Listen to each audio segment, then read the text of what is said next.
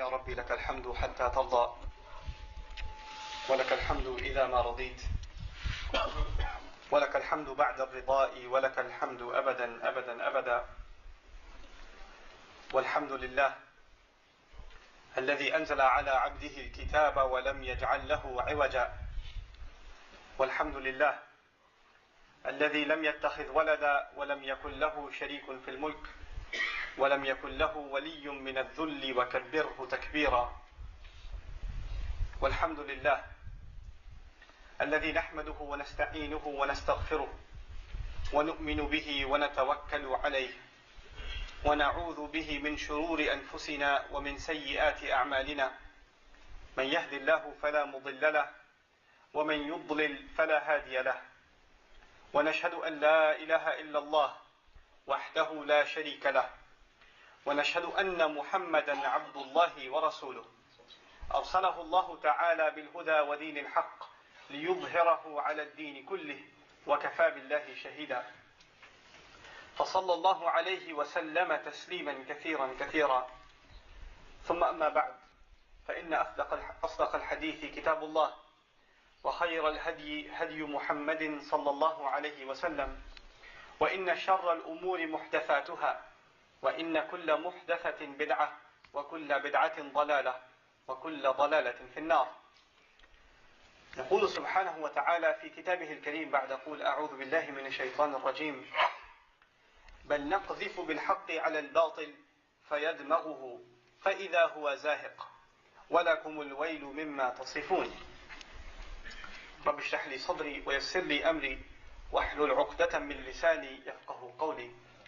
اللهم ثبتنا عند الموت بلا إله إلا الله. اللهم اجعلنا من الذين آمنوا وعملوا الصالحات وتواصوا بالحق وتواصوا بالصبر. آمين يا رب العالمين.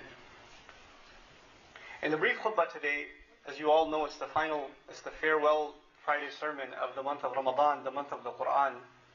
I figured it would be appropriate to share some realities in regards to the Book of Allah and our times, and the attitudes that Muslims and non-Muslims have towards Allah's book and what needs to be done about it, inshallah ta'ala.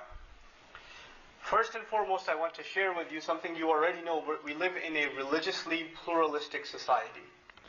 A society in which many different people follow many, many different religions. You have people of different faiths at your work, people of different faiths at your school, at your college, at your university, in your neighborhood. Pretty much everybody else it's a diversified society in terms of religions. And when people live in such a society, there are certain ideas that aren't even said, but they creep into the thought process of the people. And this is something that creeps into the thought process of the Christian, the Jew, the Hindu, the agnostic, whoever, and even sometimes the Muslim. And this idea of, part of getting along with everybody and part of sort of respecting everybody else, one of the ideas that's pumped into a pluralistic society is that all these religions, people follow these different religions because they come from different backgrounds. They come from different cultures. You're from Morocco and you're from Spain, you're from Egypt, or you're from, Bangladesh or something. That's why you're a Muslim. And, I'm from the Philippines, or I'm from Sri Lanka, or wherever else, and that's why I'm a Buddhist, or that's why I'm a Hindu, or that's why I'm a Catholic, or that's why I'm a Protestant, etc., etc. So really, we're just learn to accept religious differences almost as though these are cultural differences, right? So there's all this idea is presented that religious differences, there's no distinction between them, as just, you could think of it like another cultural difference. So the fact that you fast in the month of Ramadan and your neighbors know that you fast, they think it's such a cool thing they do in their culture. The first thing that comes in their mind isn't religion.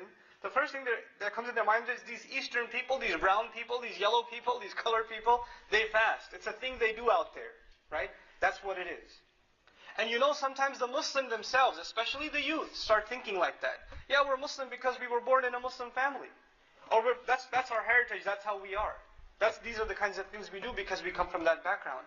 And the idea and the conviction that we are Muslim because it is the truth. It has nothing to do with where we come from or what our parents are. The fact that the deen of Allah, Islam, is the truth. That idea becomes diluted. It gets reduced to just a culture. It gets reduced to just a religious heritage. That's all it is. And when you lose sight of the fact that this is the truth, then you don't feel the urgency to want to share the truth with others. You're okay with the fact that somebody else is whatever other religion and you are this religion. It's just traditional differences. These are differences of heritage.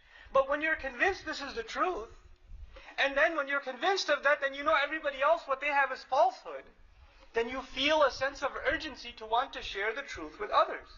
If there's a building on fire, and you're the only one who knows it's on fire, it's only decency that you would want to let other people know, listen, we need to get out of here, it's on fire. There's a sense of urgency that creeps up into you, but the sense of urgency is gone. It's gone because we don't associate the deen of Allah, the book of Allah, the legacy of His Messenger sallallahu alaihi wasallam as being the ultimate truth that demands to be shared with humanity. That's one problem. A change of attitude needs to take place. Here's another change of attitude that I want to talk to you about. Those of us who do work in the field of da'wah, or organizations, groups, writers, websites, etc., dedicated to spreading and enlightening people with the message of Islam in whatever capacity. May Allah help all the efforts of da'wah, big and small, local and national. May Allah help all of them and put barakah in their work and accept the work from them. And may Allah make all of us contributors to the work of da'wah in all lands, including this one. Now, having said all of that, the work of da'wah, of sharing the message of Islam with the larger society, let's just talk about it in the American context briefly. This work has a few obstacles in front of it. And this work has right now been reorganized, and it's been shaped not according to our liking or according to the principles of our book and our legacy, but according to a different agenda. And this is what I wanted to bring before you. You know, in the Prophet's time, sallallahu alaihi wasallam, the Quran was the main vehicle of da'wah. The Messenger alayhi salatu wasalam was commanded, "Utlu ma uhiya ilayka min al-kitab." Read what has been read to you, what has been revealed to you from the book. Read it on to the people. Recite it on to them. وَذَكِّرْ بِالْقُرْآنِ مَنْ يَخَافُ وَعِيدٍ. Remind by means of the Quran. Meccan surah, right? Who are you reminding by Quran? Whoever fears the promise, even if a disbeliever has some fear of the promise, they'll be reminded by the Quran. The Quran was a means by which the message of Allah was delivered to people. When this message was delivered, some people didn't want to hear it. Some people wanted to distract this conversation. They didn't want to have this conversation that is the central message of the book. So they started this tactic, you can call it irrelevant questions. They started asking the Messenger sallallahu alaihi wasallam questions that are almost tangents. So that he would be so busy answering those questions, he never gets to talk about what he wants to talk about. So they would say to him, "We will believe in what you have to say, but just answer this. Who sends you revelation? Which angel? What's his name? If you just tell us that, we'll believe." So the ayat come down and he answers properly. He says, "Jibreel," and they say, "Well, we don't like him actually. Let's ask you another question. How about this? Who were the people of the cave? If you just answer that, we're going to believe." So the Quran answers, Ashab al-Kahf, right? We recite this in Surah al-Kahf. So now when that answer is given, well, no, we have another question actually. What is the ruh? Where does it come from? Who's Dhul Qarnayn? Are these central questions? You have to understand. The central idea was believe in this messenger. The central concept was La ilaha illallah. The central concept was don't change with your tongue the book that Allah had revealed to you. Don't hide what Allah has sent to you. That was the message. They don't want to accept that message. So what's the easiest tactic? Change the conversation by changing the questions. It's a very clever tactic. It's very clever. And it's even used today. You go on a TV, it's a TV interview, and the host, the guy who's hosting the show, and there's an expert, some scholar, whatever area, maybe it's a historian, maybe it's a political scientist, whatever. That historian will never get to say what he wants to say because the host keeps changing the questions. He controls the entire conversation. What I'm trying to get across is whoever controls the questions controls the conversation. This is true in media, this is true in da'wah, this is true in discourse in general. Whoever controls the questions controls the conversation. The thing in the Quran is Allah did address some of their questions, then He stopped. Then Allah started asking questions Himself. Because Allah Azza wa Jalla Himself takes control of the conversation. أَفَلَا تَعْقِلُونَ? Why don't you think? Right? أَمْ لَكُمْ كِتَابٌ فِيهِ تَدْرُسُونَ? Do you have a book that you study from? Bring it forward. هَاتُوا بُرْهَانَكُمْ? Asking questions and making demands on the people who disbelieve. But now we're living in times where we are not the ones, the Muslims are not the ones, the da'is are not the ones asking the questions. Questions are being asked of us. hey, how come Islam condones terrorism? How come you people hate women so much? How come you do this? How come you do that? And we're put in a position where we're constantly telling people, no, no, no, Islam is not this. No, Islam is not that. No, Islam is not that.